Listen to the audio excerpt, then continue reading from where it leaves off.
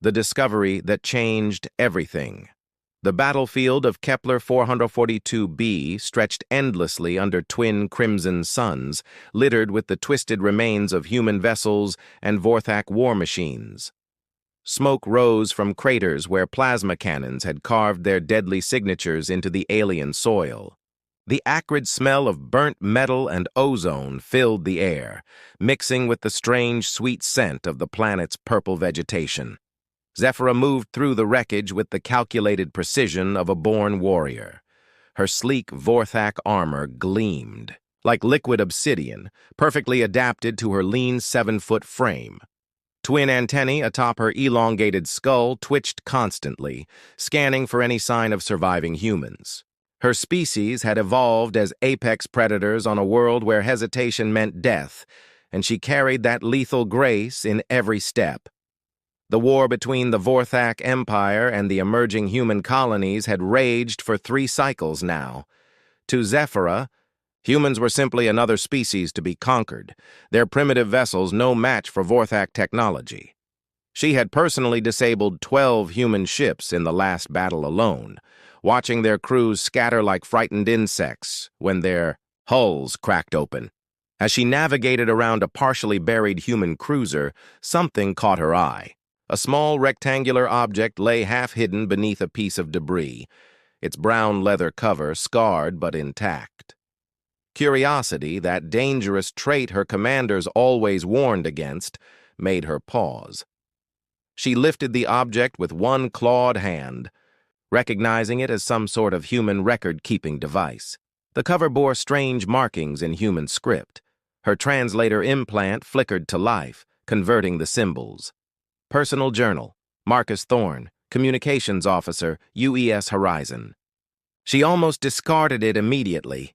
What could human scribblings possibly contain that would interest a Vorthak warrior? But something made her open it instead.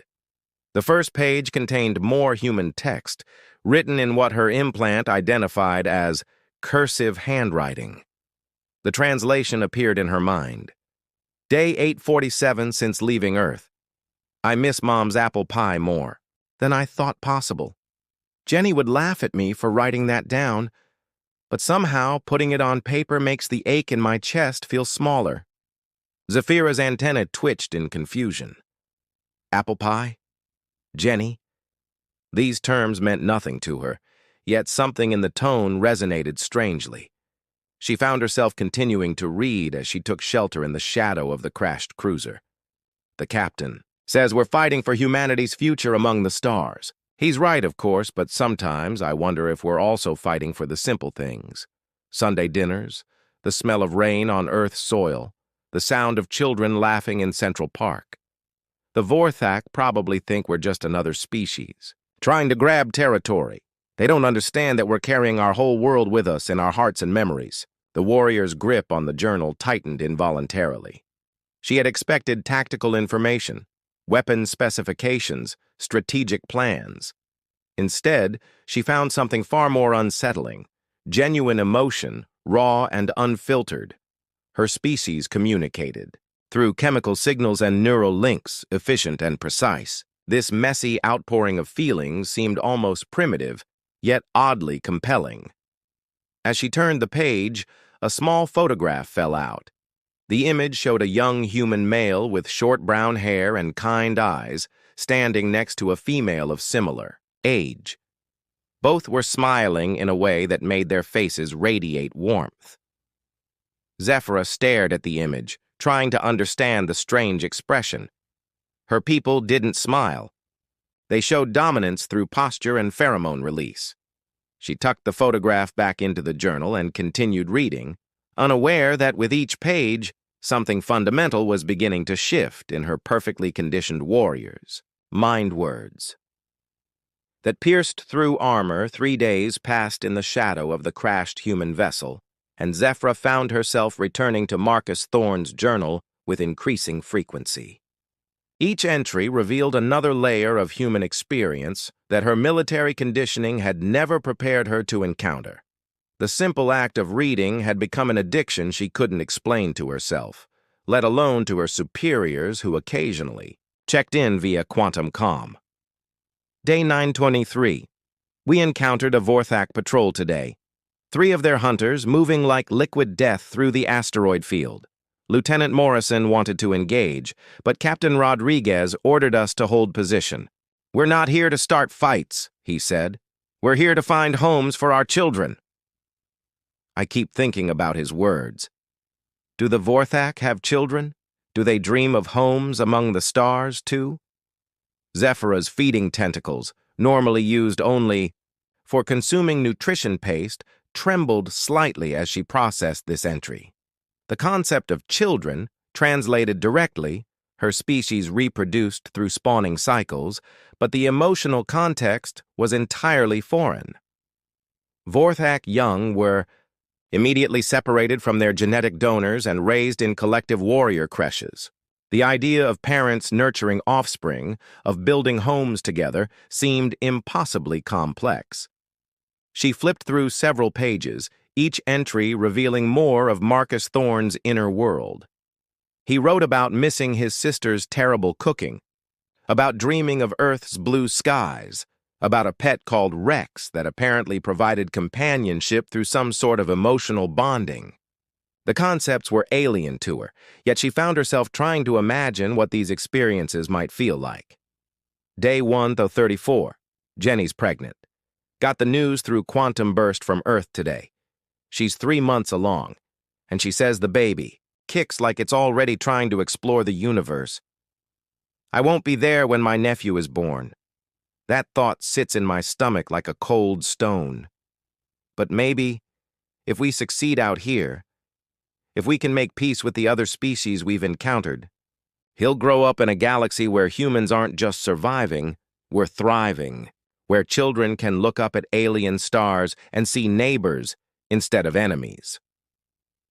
The journal entry was accompanied by another photograph, the same female from the earlier image, but now with a slightly rounded belly and an expression of such profound joy that Zephyra felt something twist in her chest cavity. Her secondary heart, the one that regulated emotional responses in her species, began beating in an unfamiliar rhythm. For the first time in her adult life, Zephyra began to question the fundamental assumptions of her existence. Her commanders had taught her that other species were either prey or competitors, resources to be exploited or threats to be eliminated. The concept of neighbors in Marcus's entry suggested something her people had never considered: coexistence based on mutual benefit rather than dominance. As the twin suns of Kepler 442b began to set, painting the devastated landscape in shades of gold and crimson, Zephyra made a decision that would have horrified her superiors. She activated her personal scanner and began searching the wreckage for any signs of human survivors. If Marcus Thorne was dead, perhaps others from his ship had lived. Perhaps it was time to test whether humans truly were the monsters her people claimed them to be. The scanner detected 3 faint life signs in the lower decks of the crashed cruiser. Her warrior training told her to call for backup, to capture these humans for interrogation and eventual elimination. Instead, she found herself walking toward the breach in the ship's hull, Marcus's journal clutched in her left hand, her weapon deliberately powered down.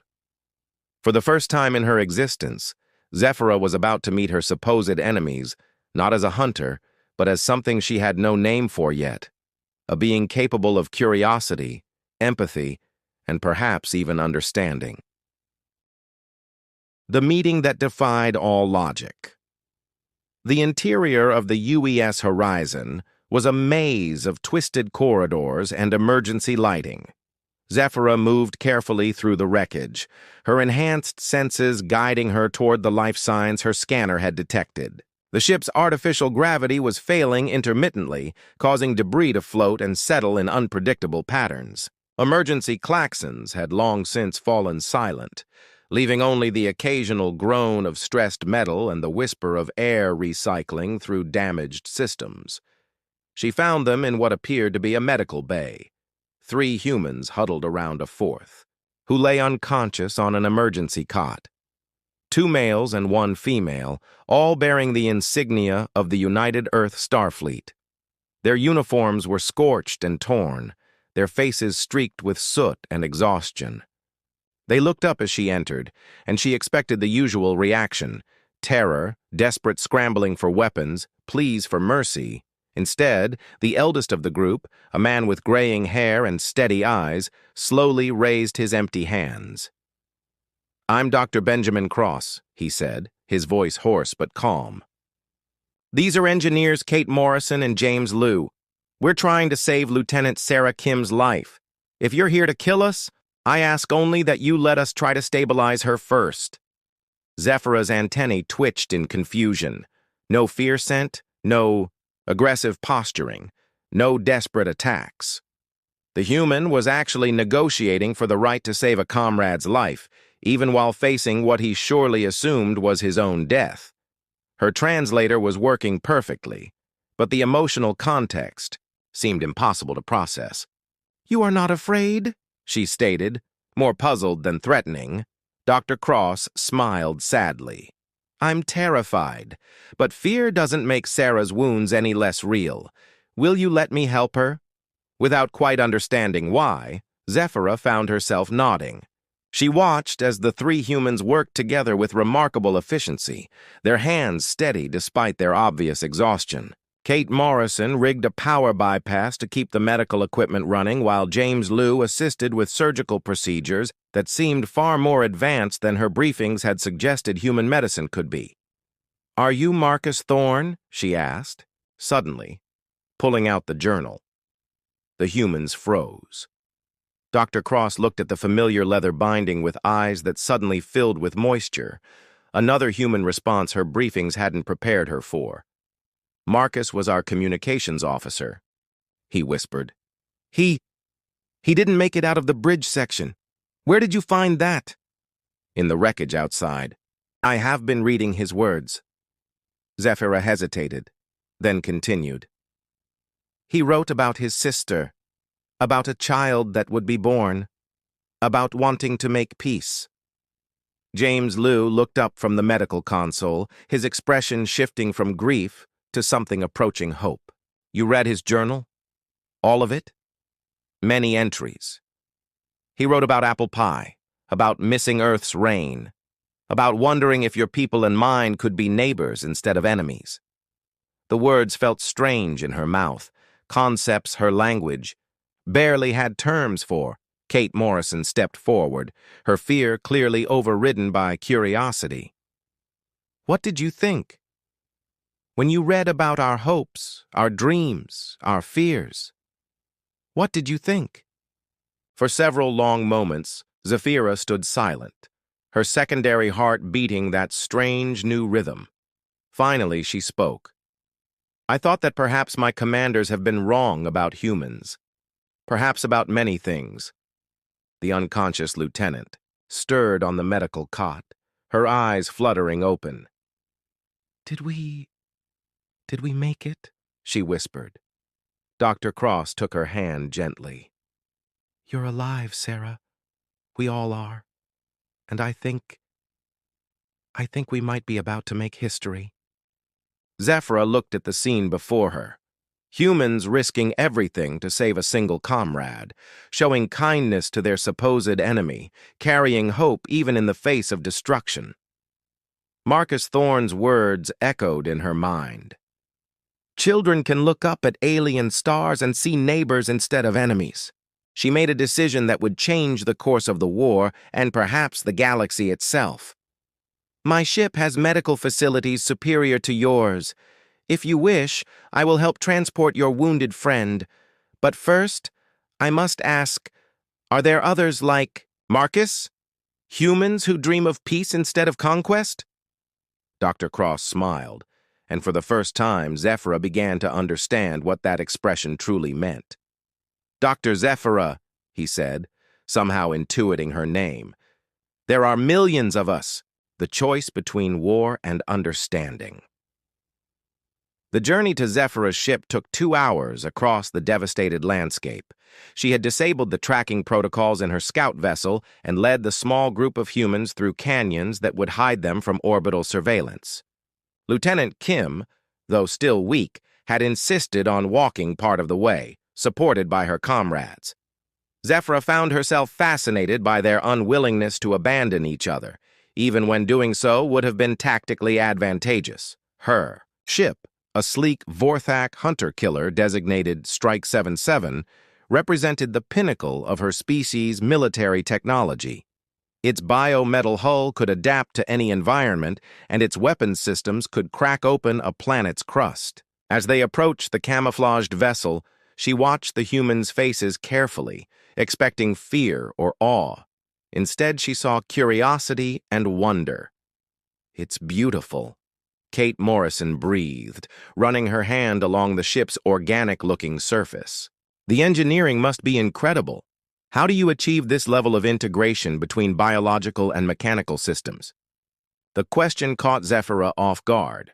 Her military briefings had described humans as primitive, barely capable of crude chemical rockets and kinetic weapons. Yet Kate's question demonstrated an understanding of advanced engineering principles that rivaled her own species' knowledge. Inside the ship, the contrast between Vorthak and human design philosophies became starkly apparent. Where human vessels were filled with right angles and rigid structures, Zephyra's ship flowed like living tissue. The walls pulsed gently with bioluminescent patterns, and the air itself seemed to carry information through complex chemical gradients. As Dr. Cross worked to stabilize Lieutenant Kim using the advanced medical bay, James Liu examined the ship's systems with barely contained excitement. "This quantum processing matrix," he said, pointing to what looked like a crystalline growth on the bulkhead. "It's processing information faster than our best computers. But it's not just calculating, it's learning, adapting. It's almost like it's alive." "It is alive," Zephyra confirmed. "We grow our ships rather than build them. Each vessel develops its own personality over time, becomes part of the crew in ways your people might not understand. Actually," Dr. Cross said from the medical bay, "we might understand better than you think. Humans have always formed emotional bonds with our ships, our homes, our tools. We name them, talk to them, mourn them when they're lost. Perhaps our species aren't as different as we've been told." Over the next several hours, as Lieutenant Kim recovered in the biomedical pod, Zephyra found herself in the strangest conversation of her life. The humans shared stories of their civilization, not military strategies or territorial ambitions, but art, music, literature, philosophy. They spoke of their dreams for the future, their fears about the war, their hope that someday their children might explore the galaxy in peace. In return, she found herself sharing aspects of Vorthak culture that had been classified as military secrets. She told them about the song halls where her people gathered to share genetic memories, about the garden worlds where they cultivated life forms of impossible beauty, about the philosophical debates that had raged for millennia regarding their species' purpose in the universe. "Your people sound remarkably similar to ours," Dr. Cross observed. "Both species exploring, creating, dreaming, both afraid of the unknown. Perhaps that's why this war began. Fear of what we didn't understand. About each other." Zephyra's antennae drooped as she considered his words. "My commanders teach that humans are a plague species, consuming resources without regard for balance, that you spread across worlds like a virus, destroying everything in your path." Kate Morrison laughed, but it wasn't a cruel sound. "And our leaders tell us that the Vorthak are emotionless killing machines, incapable of anything but conquest and destruction. Amazing how propaganda sounds so similar on both sides." The truth of that statement hit Zephyra like a plasma bolt to the chest. She thought of Marcus Thorne's journal, of his hopes for his unborn nephew, of his dream of peace among the stars. She thought of her own people's hidden yearning for beauty and meaning, carefully suppressed beneath layers of military conditioning. "What if," she said slowly, "what if we have both been lied to?" Lieutenant Kim, now fully conscious and sitting up in the medical pod, spoke for the first time since boarding the ship. Then maybe it's time someone told the truth. Zephyra looked at each of the humans in turn, seeing them not as enemies or prey, but as individuals with their own hopes, fears, and dreams. Marcus Thorne's words echoed in her mind once more. Neighbors instead of enemies. She made a decision that would brand her as a traitor to her own species and a miracle to theirs. I know the location of the main Vorthak fleet. If your people truly want peace, if they're willing to risk everything for the chance to end this war without further bloodshed, I will help you contact them. But first, you must help me contact my own people. It's time both our species learned what we're really fighting for. The truth that ended a war, the communication took place in the vast emptiness between star systems, where two fleets faced each other across the void like ancient armies preparing for a final battle. The Vorthak Dominion Fleet, a collection of bioships that resembled giant space-dwelling creatures, hung in perfect formation on one side. The human colonial fleet, bristling with kinetic weapons and fusion drives, maintained position on the other. Between them, a single small vessel broadcast on all frequencies. Zephyra's ship, now carrying both human and Vorthak representatives, Admiral Patricia Huang of the UES Magnificent, commanded the human fleet, her weathered face bearing the scars of 3 years of brutal conflict. On the Vorthak side, War Prime Cathara led the Dominion forces, her massive form imposing even through the holographic projection system. Both commanders had agreed to this unprecedented meeting only because their respective crews had vouched for the impossible, that peace might actually be possible. "Explain to me again," Admiral Huang said, her voice tight with barely controlled emotion, "how reading a dead man's diary convinced a Vorthak warrior to commit treason against her own species." Zephyra stood in the center of the communication chamber, Marcus Thorne's journal in her hands. Around her, Dr. Cross and his team sat alongside 3 Vorthak officers she had secretly contacted, individuals who, like herself, had begun to question the wisdom of endless war. "Because," Zephyra replied, "Marcus Thorne wrote about his nephew, a child who would grow up in a galaxy where humans and other species could coexist as neighbors. And I realized that my people have similar dreams, buried beneath our military conditioning." War Prime Cathara's chemical scent patterns indicated deep skepticism. "The humans have shown themselves to be a plague species, consuming worlds without regard for ecological balance. How can there be peace with such beings?" Dr. Cross stood slowly. "With respect, War Prime, our species may be imperfect, but we're learning. Every world we've colonized has taught us more about sustainable development. We've made mistakes, yes, but we've also created art, music, literature, and philosophy.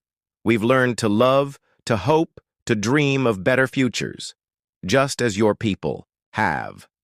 He gestured to one of the Vorthak officers, a being named Synthesis Singer Morin. "Your companion shared some of your people's philosophical works with us. The meditation on universal harmony, the songs of stellar birth, the contemplations on the purpose of consciousness. These are the works of a deeply spiritual, profoundly creative civilization. Not monsters, not emotionless killers, but beings seeking meaning in the universe, just as we are." Admiral Huang leaned forward. "Are you telling me we've been fighting a war based on propaganda and misunderstanding?" "Not entirely," Zephyra admitted. "There have been genuine conflicts over resources, territory, and survival, but the hatred, the dehumanization, the belief that our species are fundamentally incompatible, that was manufactured by those who profit from war." She opened Marcus's journal to a page she had memorized. He wrote, "The Vorthak probably think we're just another species trying to grab territory. They don't understand that we're carrying our whole world with us, in our hearts and memories." But he was wrong about one thing. We do understand. Because we carry our own worlds with us too. War Prime. Kethera's scent patterns shifted to something approaching curiosity. "What are you proposing?" Lieutenant Kim, now fully recovered, stepped forward. "An exchange program. Scientists, artists, philosophers from both species working together. Shared colonies where both humans and Vorthok can live and learn from each other. Joint exploration missions to discover what else is out there in the galaxy." "And if either species violates the peace?" Admiral Huang asked. Synthesis. Singer Moran spoke for the first time, his harmonic voice creating complex melodies as he talked. "Then we have learned something valuable. That peace was never truly possible. But if we do not try, we guarantee the continuation of this war until one or both species are extinct." For long minutes, silence filled the communication chamber. Then, slowly, Admiral Huang reached across the holographic display toward War Prime Cathara. "I have grandchildren on Earth," she said. "They've never seen an alien sky. I'd like them to have that chance." War Prime Cathara extended one of her primary manipulator arms, stopping just short of where the Admiral's hand would be if they were in the same room. "My spawning clutch will emerge from the growth chambers in 2 cycles," she replied. "Perhaps they could learn alongside your grandchildren." Zephyra looked down at Marcus Thorne's journal one final time, then closed it gently. "He wrote about children looking up at alien stars and seeing neighbors instead of enemies," she said. "Today we make that dream possible." 6 months later, the first joint human Vorthak colony was established on a garden world in the Centauri Reach.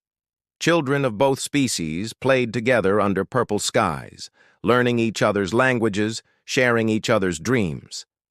Scientists worked side by side to terraform new worlds with unprecedented care for ecological balance. Artists collaborated on works that combined human emotional expression with Vorthak harmonic complexity. And in the center of the colony's first settlement, in a place of honor, stood a monument, not to victory or conquest, but to understanding. Carved into its base were the words that had changed everything. Children can look up at alien stars and see neighbors instead of enemies. Below that, in both human standard and Vorthak harmonic, script was a simple dedication. To Marcus Thorne, Communications Officer, UES Horizon, whose words built bridges across the void. The war was over. The age of cooperation had begun. And it all started with an alien soldier reading a human's diary and discovering that armor, no matter how strong, cannot protect against the power of truth, hope, and the simple act of seeing another being as fundamentally like yourself.